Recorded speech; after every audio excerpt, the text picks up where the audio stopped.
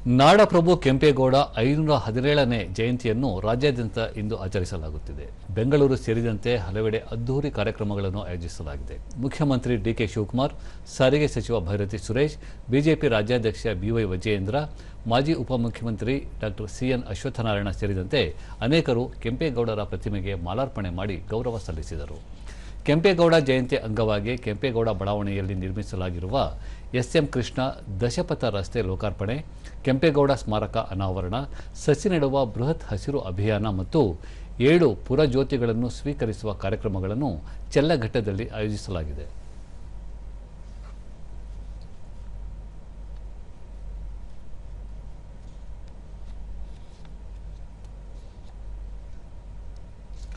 ಕೆಂಪೇಗೌಡ ಜಯಂತಿ ಅಂಗವಾಗಿ ಮುಖ್ಯಮಂತ್ರಿ ಡಿಕೆ ಶಿವಕುಮಾರ್ ಶುಭಾಶಯ ಕೋರಿದ್ದು, ಬೆಂಗಳೂರಿನ ಪ್ರತಿ ಬಡಾವಣೆಯ ಇತಿಹಾಸದಲ್ಲೂ ನಾಡಪ್ರಭು ಕೆಂಪೇಗೌಡ ಹೆಸರಿದೆ.